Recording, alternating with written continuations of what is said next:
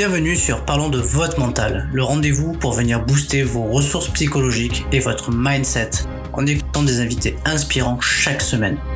Vous souhaitez être performant dans vos réalisations personnelles, professionnelles, tout en étant bien dans vos baskets? Nos invités de la saison 3 nous partageront comment ils font pour développer leur confiance en eux, leur motivation au quotidien, leurs méthodes pour gérer les échecs, la pression, le stress. Ils témoignent sur leur capacité de résilience et leur détermination pour toujours aller plus loin, plus haut, en restant positif. Abonnez-vous, ce podcast va devenir votre vitamine pour vous doper vous aussi à vous dépasser pour réaliser vos rêves. Et si nous découvrions notre invité du jour? Bonne écoute à toutes et à tous.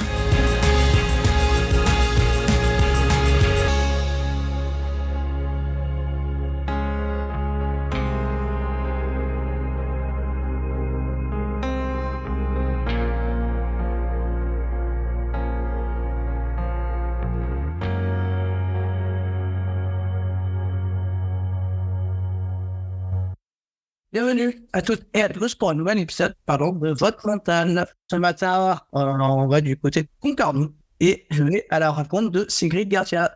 Salut Sigrid. Salut, ça va? Tellement l'habitude de t'appeler Sissi que ça me fait bizarre de t'appeler. Tu n'es pas le seul, même moi des fois ça me fait bizarre. Donc voilà, si t'es ok, on dira Sissi le reste de l'interview. Maintenant qu'on a annoncé ton nom et ton prénom, je suis heureux de t'accueillir sur le podcast parce que ça fait un peu plus d'un an maintenant qu'on se connaît. J'avais eu la chance de te rencontrer lors d'une pièce de théâtre qui s'appelle Fragment d'homme, et c'est par le biais de Fabien Lemoine que je salue que j'avais pu faire ta connaissance lors de cette pièce-là. Je sais plus si c'était laquelle des deux fois, c'était au mois d'août, et donc ça se fait à peu près un peu plus d'un an, quoi. Et je me souviens bien parce que je t'avais interviewé rapidement pour savoir ce que tu avais pensé de la pièce à la sortie du théâtre, voilà. Comme quoi, non, voilà. Et un an après, écoute, nous voilà sur le podcast.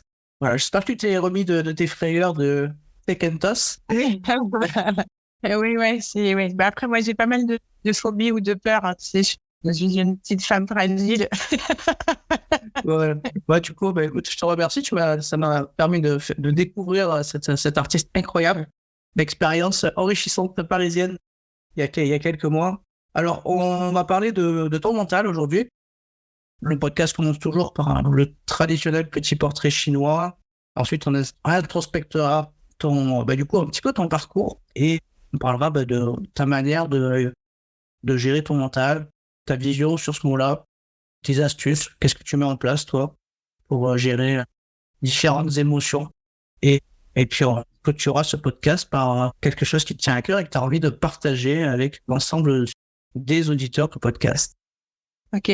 Alors, on est parti. On va commencer par le petit portrait chinois. Si tu devais choisir une couleur que tu aimes porter régulièrement, tu choisirais laquelle? C'est marrant parce que mon fils est parti en Espagne cet été et il voulait m'acheter un cadeau, si j'ai compris. Et il m'a envoyé un message pour me demander c'est quoi ta couleur préférée, parce qu'il ne savait même pas. Et je lui ai dit tu sais même pas. Mais je dirais le rose. Mais alors tu vas me dire c'est très cliché parce que c'est très fille. Mais c'est vrai que moi le rose en général j'aime beaucoup sur n'importe quel objet et sur n'importe quel vêtement. J'en porte pas spécialement beaucoup, un peu mais pas beaucoup. Mais le rose c'est une couleur qui met du soleil dans la vie. En général si tu portes du rose c'est que c'est dans un bon état d'esprit. Généralement, c'est la couleur du mois d'octobre aussi, le rose. Oui, alors, en plus là, évidemment, on est, ça correspond à Octobre Rose, mais tu vois, c'est même pas pensable. Et finalement, comme quoi, le monde est petit. J'aime beaucoup le rose, ouais. Quel est le moment de la journée que tu affectionnes particulièrement? Alors, je vais te dire pas le matin. J'aime bien le midi, le repas du midi. Et sinon, je suis plutôt du soir, moi. Donc, j'avoue, j'aime bien le moment où, juste avant de manger, je me pose sur le canapé un peu et tout début de soirée, l'heure de l'apéro finalement.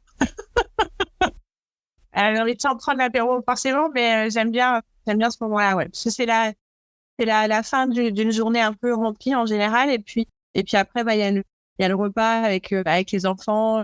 Donc après, ça s'enchaîne à nouveau, mais cette petite pause là, j'aime bien. Bon, les enfants, c'est des grands enfants, c'est des... Oui, les grands enfants, ils mangent beaucoup. Et puis, c'est des garçons, alors ils savent pas faire à manger. Ça va être un problème, ça. Si tu devais choisir un livre, t'as inspiré, tu choisirais lequel?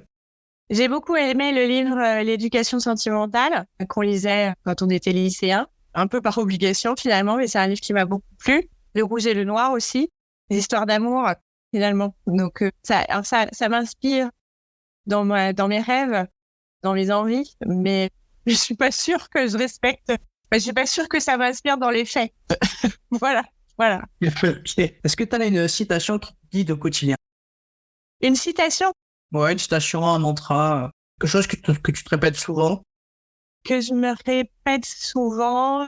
Ben, tu vois, c'est un peu ma phrase du moment, mais ça fait un moment, ça fait déjà quelques temps que c'est comme ça, mais là, en ce moment, plus particulièrement, c'est, mais d'ailleurs, je crois que je l'ai posté sur Instagram, donc t'as dû le voir. C'est, si vous vivez un moment difficile, ne blâmez pas l'univers, c'est juste que vous êtes en train de devenir plus fort. Je pense qu'on sait pertinemment que la vie, elle est faite de moments compliqués.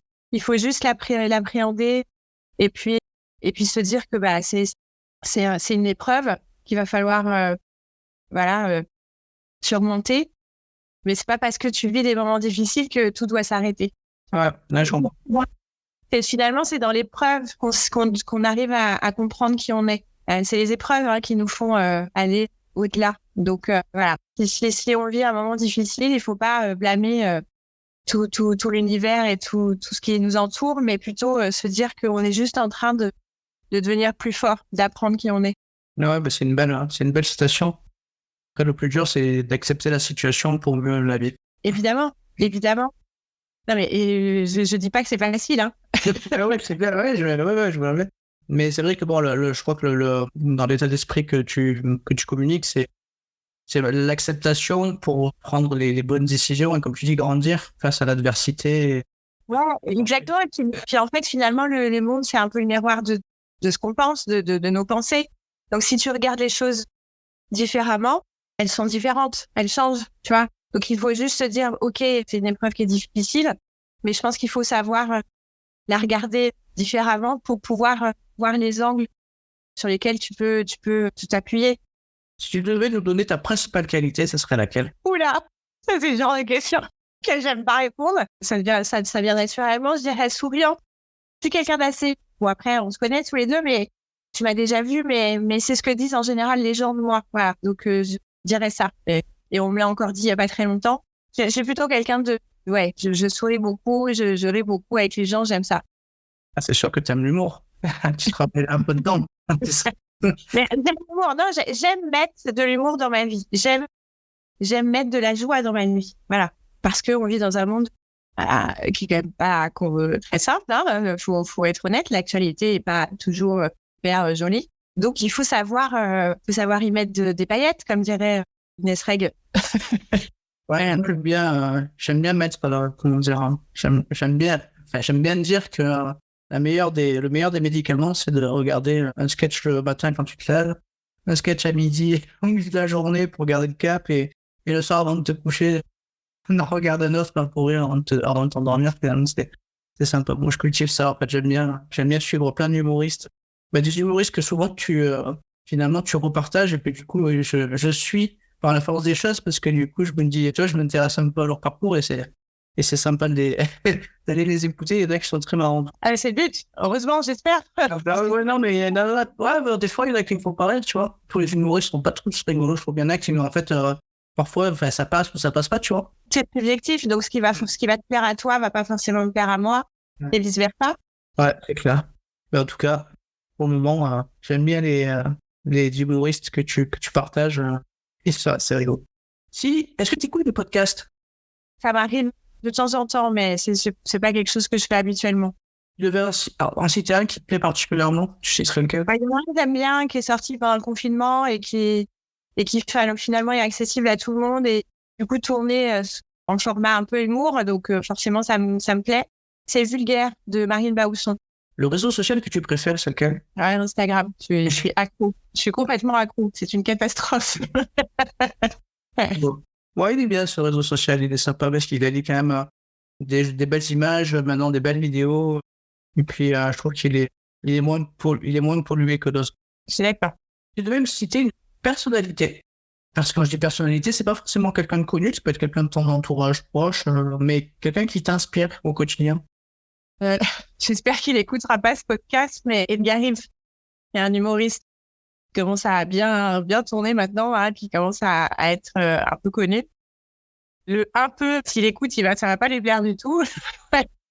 Mais Edgar Rive, voilà, qui est un humoriste que j'aime beaucoup, mais qui finalement est un ami dans la vie. Je l'ai eu au téléphone hier. Et il m'inspire beaucoup parce que il a un mental de ouf. Il a toujours des leçons de vie incroyables. Il fait de l'humour, mais en même temps, il partage des leçons de vie à tous. Et je pense que c'est d'ailleurs pour ça que le public l'aime bien. Allez, petite dernière. Après, on va revenir sur toi, ton parcours.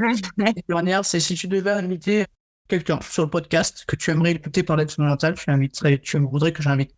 Si je devais te donner un conseil?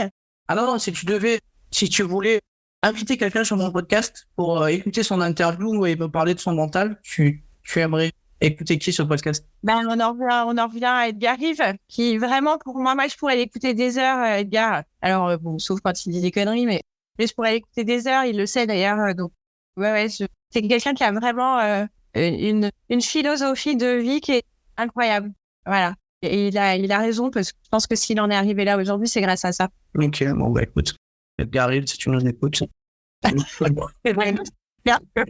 il me s'engueule. Ça t'a dit bien, ça t'a pas dit bien. Ok. Allez, on revient sur. En tout cas, merci pour en tout cas, cette petite, ce petit échauffement, en fait, hein, qui nous a mis en route pour l'interview. On va revenir sur ton parcours. Alors, déjà, qu'est-ce que tu fais dans la vie, Sigrid, si. Et qu'est-ce qui t'inspire aussi, ton parcours? Qu'est-ce que je fais dans la vie? Je crois que c'est la question la plus difficile, parce que moi-même, des fois, je sais pas. Non, mais en fait, j'ai un parcours un peu particulier, mais moi, j'ai fait de l'immobilier pendant des années. C'est un métier qui me passionnait vraiment, parce que j'aime le contact avec les gens, hein, tu l'auras compris. Qu'on rentre dans l'univers privé des gens, dans leur histoire de vie, la naissance d'un enfant, un divorce, enfin, n'importe quoi. Donc, j'ai fait de l'immobilier, ça m'a beaucoup plu. Malheureusement, c'est un métier qui est pas toujours. Enfin, il n'y a pas que des gentils, parce que il y a beaucoup d'argent en jeu, et donc il y a quand même beaucoup de requins. Je le dis, voilà, les agents immobiliers qui écouteront, ça leur plaira pas, mais il y en a. Mais il est arrivé d'avoir des mauvaises expériences dans certaines agences dans lesquelles j'ai travaillé. Et du coup, ça m'a un peu dégoûtée du métier au bout de 17 ans. Qui fait qu'il était temps que je passe à autre chose. Et puis, je pense qu'à ce moment-là, je venais d'avoir 40 ans, j'avais ma crise de la quarantaine. Ouais. J'avais besoin de changer. Mais j'avais besoin de faire quelque chose qui me plaît, qui me parle, qui résonne en moi. Et puis, à l'époque, je faisais du théâtre. Et du coup, voilà, j'avais besoin de faire un truc en rapport avec ça. Et donc, je me suis lancée effectivement dans la programmation de spectacles. Donc, c'est ce que je fais, mais je fais pas que ça. C'est pas mon activité à temps plein, même si ça prend beaucoup de temps. Après, moi, je travaille pour une école de musique associative où je les aide à monter des projets, je fais de l'administratif et tout ça. Et donc, je suis directrice artistique d'un festival à Concarneau, un festival d'humour, justement, parce que, encore une fois, j'ai besoin de rire, moi, dans la vie. Voilà. Après, j'anime aussi des ateliers théâtre dans les écoles pour les enfants ou dans les centres de loisirs. Voilà. J'avais monté une troupe aussi. Alors, malheureusement, avec le confinement, ça a pris. Enfin, ça s'est un petit peu effondré, mais je suis en train de la remonter. Mais voilà, j'avais monté une troupe de théâtre. Enfin, je fais plein de petites choses. Et puis, dernièrement, je me suis lancée dans la création d'un événement solidaire pour parler des femmes. Moi, je pense que j'ai besoin de créer des événements, j'ai besoin de créer des projets. Ça me parle beaucoup. Voilà, en fait, c'est ça qui me prend le plus de temps aujourd'hui. C'est la création de projets et d'événements. Voilà ce que je fais de mes journées. Et puis le point de commun, c'est la rencontre avec plein de gens aussi. Oui, encore une fois, je pense qu'il y a le rapport humain qui, pour moi, me plaît énormément. Et puis, je crois que j'ai besoin de me sentir un peu utile, de sentir que j'aide les gens, que je leur apporte quelque chose. Alors, ça peut être du soutien, de la prévention, notamment sur les sujets un peu tendus par rapport aux femmes. Mais ça peut être aussi apporter du rire, parce que le festival d'humour, finalement, tu fais rire les gens, tu leur apportes des soirées, voilà, où ils oublient tout. Donc, j'ai besoin de faire ça. J'ai besoin d'aider les gens et de me sentir utile. En ce qui concerne les femmes, c'est une association qui s'appelle Femmes avant toutes, hein, c'est bien ça? C'est ça, l'association s'appelle Femmes avant toutes. Ça faisait un moment que je voulais faire quelque chose pour parler des femmes. de parler des femmes dans leur globalité. Les problématiques, il y en a plein. Hein. Ça peut être au niveau santé, l'endométriose, les cancers du sein, cancer de l'utérus, ce genre de choses. Et puis, ça peut être également au niveau des droits et de tous les sujets un peu tabous comme le harcèlement sexuel, le viol. Voilà. Et puis aussi la partie entrepreneuriat, parce que pour les femmes, c'est pas toujours évident non plus. C'est plus difficile de trouver des financements, c'est plus difficile, le parcours est plus compliqué. Une femme, elle a besoin de prouver à 120% quand un homme a besoin de prouver à 70% dans la société. C'est pas contre les hommes que je dis ça, mais la vérité, elle est là. On est malgré tout dans une société patriarcale depuis des siècles. Et il est vrai que on va demander à un homme de prouver de prouver de quoi il est capable à 70% quand on va demander à une femme d'en faire 120%. Et ça, c'est un petit problématique encore aujourd'hui. Donc, voilà. Donc, tous ces sujets-là. Et donc, l'association s'appelle effectivement Femmes avant toutes. Et l'idée, c'est de créer du lien, de rassembler les assos et surtout d'apporter des réponses aux femmes. Tu vois, ça fait penser à une discussion que j'ai eue avec une autre invitée qui s'appelle Maud Bodje, qui est entrepreneur et qui parlait des difficultés qu'elle avait lever des fonds. Catastrophe. Lever des fonds par rapport à ces projets et que, du coup, c'était beaucoup plus facile pour un homme de faire des levées de fonds qu'aujourd'hui pour une femme. Mais effectivement, ouais, c'est vrai que j'avais abordé ce sujet avec elle et elle en parlait avec beaucoup de perspicacité. Du coup, mais en 2023, tu vois, c'est pas normal. Pas normal d'en être encore là. Alors évidemment, hein, ça prend du temps. Changer les mentalités, déconstruire les mentalités, c'est pas toujours, ça se fait pas comme ça. Mais on est quand même 2023, donc il serait temps qu'on avance là-dessus, quoi. Moi, je trouve que sur les droits des femmes, on s'en fout le yo-yo. J'ai l'impression, en fait. C'est d'accord avec toi, c'est exactement ça. C'est exactement ce que j'ai dit à Enora et à d'autres. Enora Malagré, que tu sais, c'est la marraine de mon asso. Je disais, en fait, j'ai l'impression qu'on fait 3 pas en avant, puis finalement, on en refait 3-4 en arrière, constamment. Donc, c'est un peu pénible, ouais. Ouais, et puis après, quand tu t'intéresses un petit peu aussi en fait, si tu restes pas centré que sur la France, mais que tu regardes un peu les choses de manière un peu plus globale, on compte que le droit des femmes, il est inéquitable sur la planète, au final. Oui, là, on parle de la France parce que, voilà, mais c'est pas parce qu'il faut s'occuper de son pays quand même, mais on a la chance par rapport à d'autres pays où c'est une catastrophe. De quoi tu es le plus fier, le plus satisfaite dans ton parcours? C'est cliché, mais je dirais mes enfants, évidemment. Pour une femme, je pense que c'est un peu cliché, mais oui, mes enfants, parce que, alors, dès le matin comme ça, c'est pas facile, mais moi, tu connais un peu mon histoire, mais pour les gens qui ne connaissent pas, moi, j'ai perdu mon mari il y a 11 ans maintenant. Et donc, je les ai élevés seuls, 3 garçons. Donc, à l'adolescence, autant dire, pas facile. Mais du coup, je suis fière parce que ça n'a pas toujours été ça. J'ai vécu des galères de ouf. J'ai fait bonne dépression. Mais voilà, je suis très fière d'eux parce que c'est des...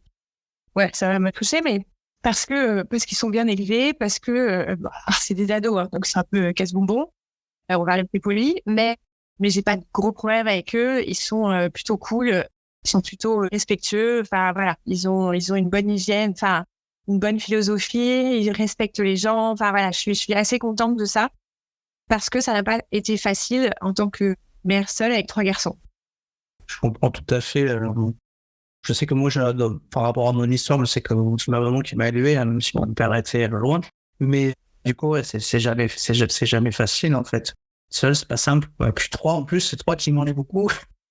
Mais c'est exactement ça. Ouais. Non, mais c'est pas simple logistiquement, évidemment, parce que financièrement, logistiquement, enfin voilà, c'est évidemment pas un peu compliqué quand tu te retrouves seule avec 3 enfants, à gauche, à droite, l'école, la crèche, les activités, financièrement, enfin voilà, c'est un tout. Donc j'ai eu des grosses galères, mais c'est pas simple aussi voilà, surtout pour une maman avec des garçons. Il faut leur apporter évidemment les bases, justement du respect de la femme, justement du respect de l'autre, de l'adulte, tu vois, enfin des choses, des valeurs en fait. Je pense que j'ai quand même réussi à faire ça. Donc je suis très contente. Je suis fière. Ça, je suis fière. Ah ouais, je suis fière de tes enfants. Ton garçon, ça sera tes meilleurs ambassadeurs pour, en tout cas, tout ce que, comment dire, tout le respect que tu veux véhiculer, toutes les bonnes actions que tu mets en place, quoi. C'est important aussi, quoi. Je pense que je suis un peu comme ça, tu vois, le fait d'avoir été élevé par une femme, finalement, on a cette chance aussi de cette transmission des valeurs qui sont importantes dans le respect de la femme, ou le soin, il y a plein de choses qui me parlent, tu vois, par rapport à ce que tu me dis. Ok, alors on va parler de ton mental. Ah, ok. Bon, déjà, je vais commencer par la fameuse phrase, si je te dis rendre possible l'impossible, est-ce que ça fait écho à ton parcours? Bah oui, évidemment. Évidemment, après, encore une fois, c'est pas toujours facile, hein. Que c'est des phrases qu'on sort comme ça, on se dit, ça a l'air hyper simple. Évidemment que dans les faits, à dire, c'est facile, mais dans les faits, on est d'accord que on peut flancher, on peut mettre un pied à terre à un moment donné, on peut, enfin voilà. Mais je pense que finalement, tu sais, il y a une phrase qui dit que beaucoup de gens sont enthousiastes, mais très peu sont endurants.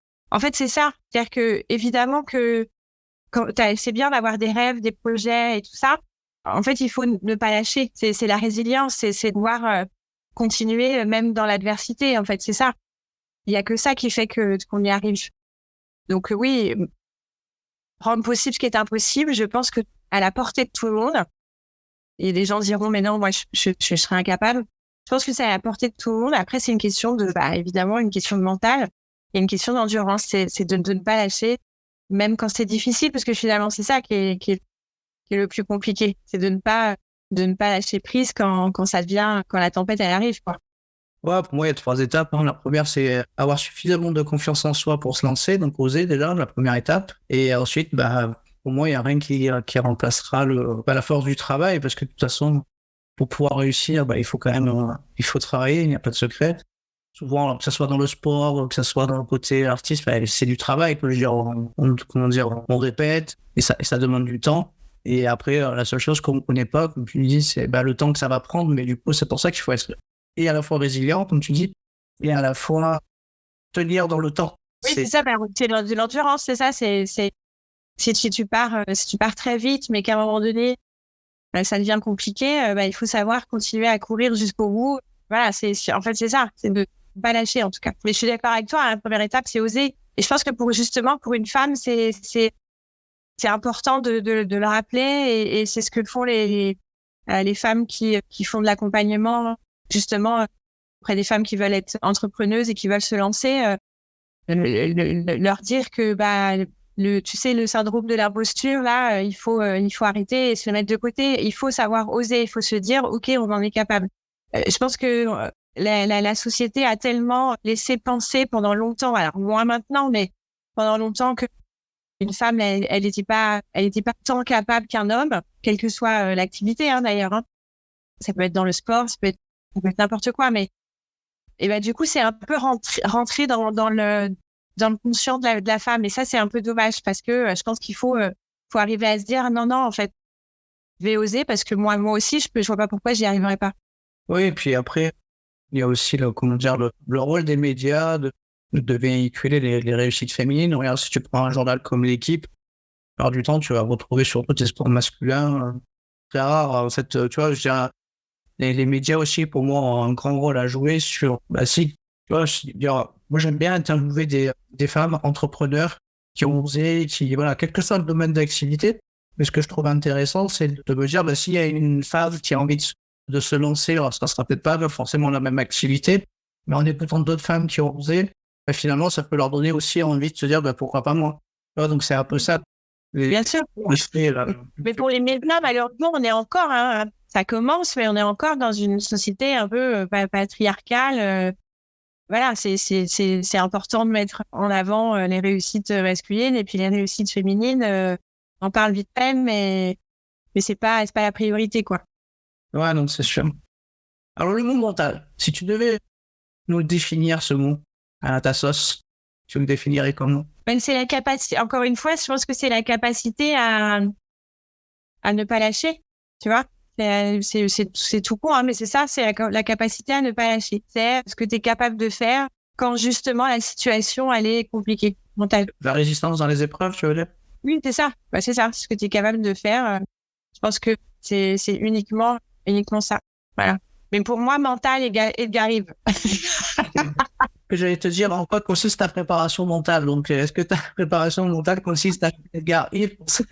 Alors, Non, j'essaie en tout cas d'écouter des choses positives et des choses qui parlent de résilience et que ce soit auprès d'amis, des conversations dans ce sens-là ou des livres ou voilà. Mais par contre, il est vrai, parce que j'ai la chance qu'on soit amis et je l'aime d'amour, il le sait, alors, amicalement, mais c'est vrai que quand je vais pas bien, je préfère le dire parce que sinon ça va pas partir.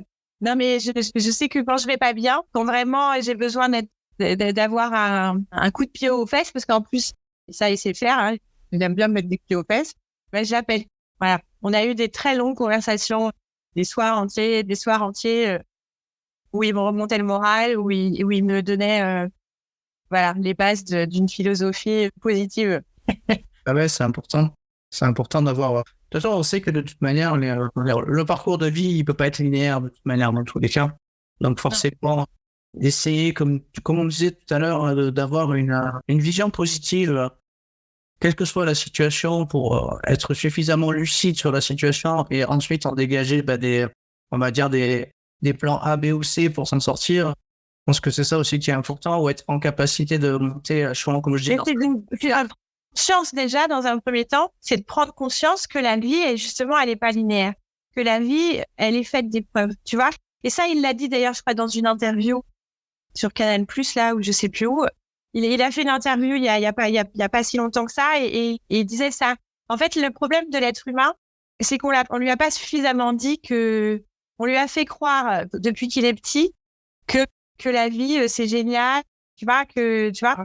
Et on n'a pas assez dit à l'être humain qu'en réalité, la vie, elle est faite de beaucoup d'épreuves, mais des fois, des trucs hyper durs.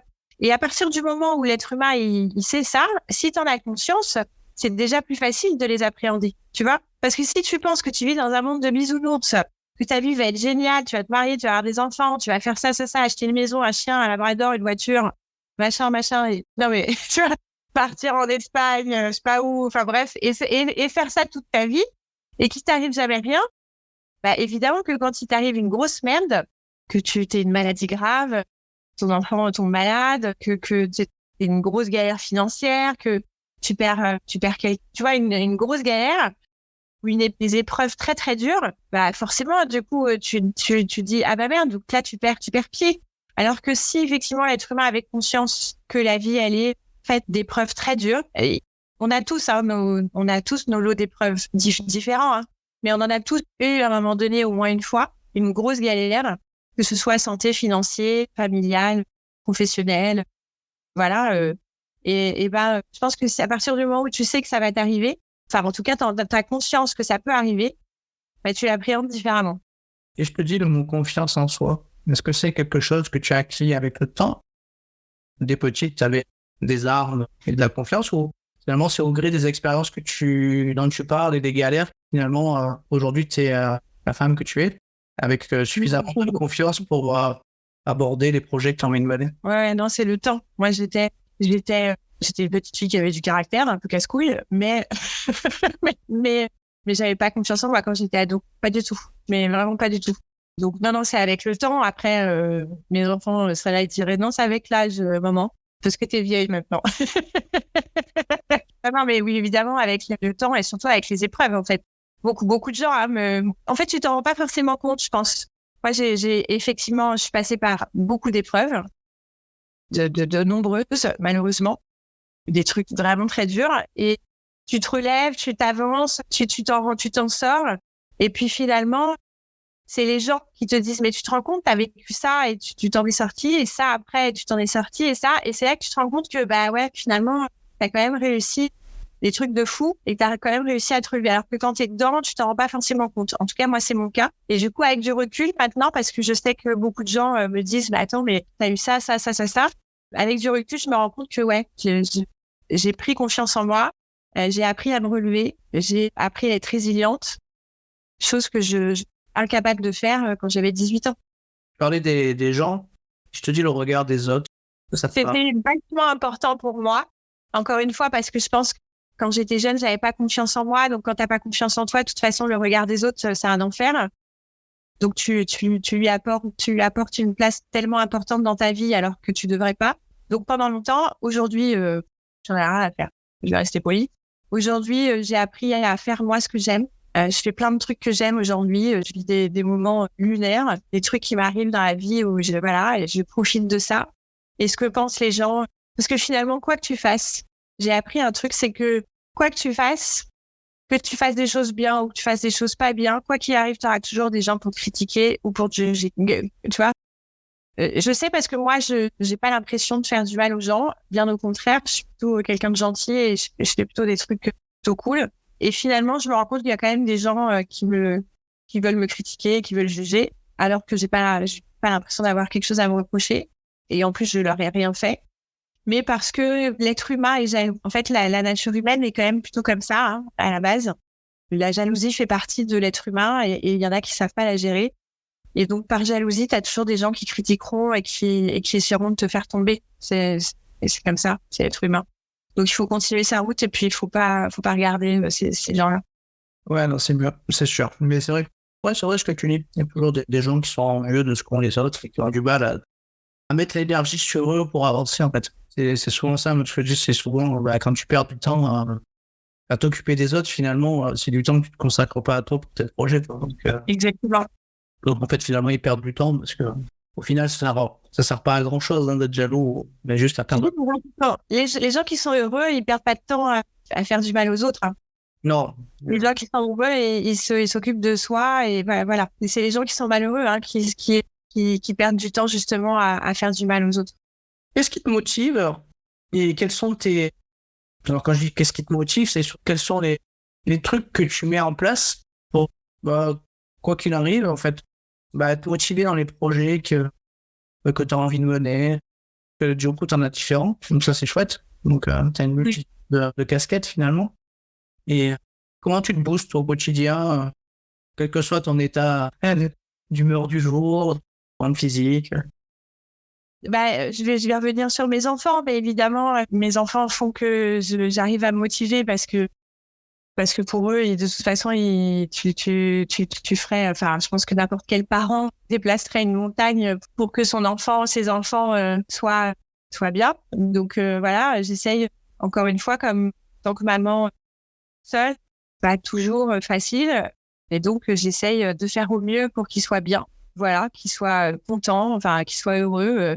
Ils n'ont pas tout ce qu'ils veulent, évidemment. Hein, le but, c'est pas d'en faire des enfants gâtés, mais en tout cas, qu'ils soient heureux. Donc, c'est évidemment mes enfants me motivent. Après, j'en reviens à ce que je disais au départ. Hein, moi, j'ai besoin d'être utile, j'ai besoin de faire des choses pour les gens. Si je crée un festival d'humour, c'est pour les faire rire, c'est pour leur faire passer un bon moment. Si je fais un truc par rapport aux femmes, c'est pour parler des sujets qui sont encore tabous et mettre en lumière des choses et aider les femmes à aller mieux et à sortir du silence et tout ça. Là, je prépare un événement en faveur du Téléthon qui aura lieu au mois de décembre. Voilà, afin de récolter des fonds. J'ai besoin de me sentir utile, c'est ça ma motivation. Ok, c'est une belle motivation, en tout cas. Ce sentiment de créer, pour se sentir utile, de créer des choses en lien avec, qui va pouvoir aider le plus grand nombre en tout cas sur des sujets où tu es sensible, où tu as envie d'aider. C'est ça que c'est. On va parler de la gestion des émotions. Oula. Qu'est-ce qui t'est déjà arrivé d'avoir à gérer un peu du stress, de la pression et dans ces moments-là, qu'est-ce que tu mets en place pour surmonter ce stress ou cette pression?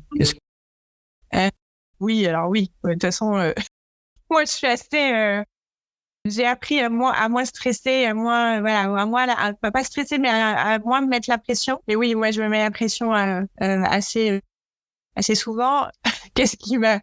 Comme tu disais, j'essaye d'aller regarder des trucs drôles, d'essayer de me changer les idées pour essayer de me détendre. Mais j'avoue que quand je suis sous pression, ça c'est un petit peu compliqué. Mes enfants, ils diraient que c'est un enfer. Ouais, j'essaye de m'accorder des moments pour me détendre, en fait. Voilà, et en général, ça fonctionne bien. Ok, et du coup, tu fais quoi exactement? À la plage, Prendre des bains avec de la lavande. Ouais, j'ai la chance d'habiter en bord de mer. Donc oui, c'est vrai que j'avoue, je vais régulièrement à la plage dès qu'il fait beau. Et je vais souvent dans des toutes petites plages où il n'y a personne. Tu as déjà vu une photo et effectivement, j'essaye d'aller dans les coins où il y a personne. Moi, j'adore ça, me retrouver seule sur une petite crique, c'est mon moment à moi. Donc ça, j'aime bien, ça me change, ça me libère en tout cas l'esprit. Et puis, ouais, j'essaye moi, je suis très spectacle vivant, donc j'essaye d'aller au théâtre, de faire des activités dans ce sens-là, parce que je sais que quand tu passes 2 heures dans un théâtre à rire, c'est 2 heures où tu penses à autre chose. Enfin, tu penses à rien en tout cas, et ça, j'aime bien. Ouais, ça ramène, c'est un beau. Les tisanes. Ouais, oui. Tisane de bébé, c'est ça. Exactement. Ouais. Allez, j'ai une petite dernière question pour toi. Souvent, on entend dire pour avoir une force mentale, il ne faut rien lâcher. Donc, j'ai eu quand même pas mal d'invités et qui sont pas forcément toujours d'accord sur il ne faut rien lâcher. Et du coup, j'aimerais savoir un peu comment toi tu vois.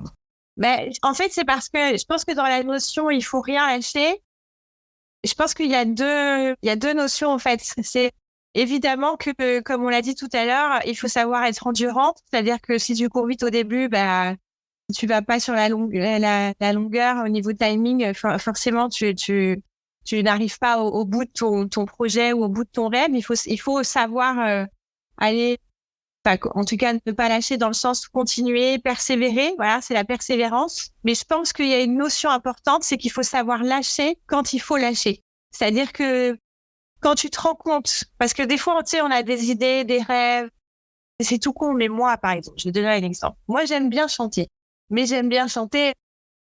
voilà. Mais bon, vous allez dire que je suis pas chanteuse. Donc, si demain, je me lance, je sais pas ce que je veux absolument, et donc, je continue. Excuse-moi, mais si je suis pas faite pour ça, il faut lâcher l'affaire, madame, faut sortir, Brigitte, tu vois. Faut partir d'ici, faut nous laisser.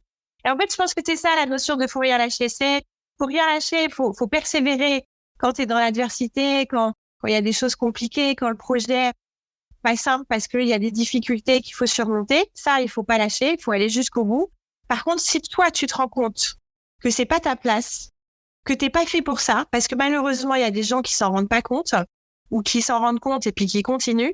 Tu vois, ça peut être n'importe quoi, hein. Il y a des humoristes qui, évidemment, sont pas drôles. Il y a des gens qui se lancent dans l'humour, ils sont pas drôles, et on devrait leur dire, monsieur, faut sortir, tu vois. Il y a des gens qui se lancent dans les chansons. Sincèrement, faut leur dire, non, en fait. faut pas faire ça, tu vois. Mais non, c'est ça. Quand tu te rends compte que c'est pas ta place, quand tu te rends compte que t'es pas fait pour ça, je pense qu'il faut savoir, là, à un moment donné, lâcher. Et se dire, pas ma place. Ça sert à rien de forcer les choses pour forcer les choses, tu vois. Le but, la différence, c'est ça, c'est de pas être borné, c'est d'être persévérant, tu vois. Ok, c'est une belle leçon. Tu vas vite te rendre compte que t'es pas chanteuse. Ça, je rigole. Alors, merci beaucoup. En tout cas, non.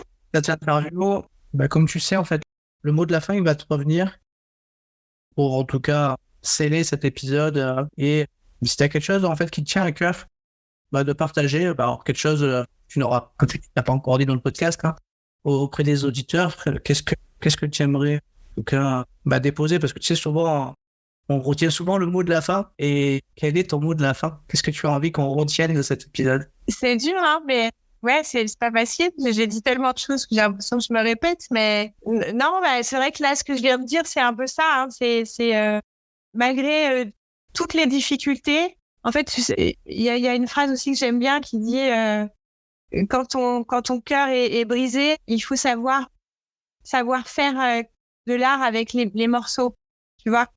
Et c'est ça. Si ta vie elle a été brisée à plusieurs reprises, ce qui est mon cas, je vais essayer de pas pleurer. Il faut savoir faire du beau avec les morceaux qui ont été les éclats. Et c'est ce que j'ai réussi à faire en tout cas. Voilà. C'est ce que j'ai réussi à faire, donc je me dis que je suis fière de moi. Alors c'est pas encore, j'ai l'impression d'avoir 90 ans quand je dis ça. Alors qu'il me reste encore beaucoup de temps à vivre, j'espère. Donc je vivrai encore certainement des difficultés. Ma vie sera peut-être brisée encore à nouveau. Enfin voilà. Mais je pense que c'est ça. Faut savoir faire de l'art et du beau avec les morceaux. Ouais. Et c'est ce que je viens de faire. C'est un art japonais, ça. il répare avec de l'or. Ouais, exactement. Exactement. Et j'ai qui m'a envoyé la vidéo il y a quelques temps de cet art japonais là qui effectivement répare les vases qui sont cassés en 1000 morceaux plutôt que de faire comme nous en France on fait, c'est-à-dire on va reprendre les morceaux, on va les recoller et finalement ça va pas donner grand-chose parce qu'on va voir les cicatrices, tu vois, on va voir la colle. Eux ils y mettent une petite coulée de d'or là. Ouais.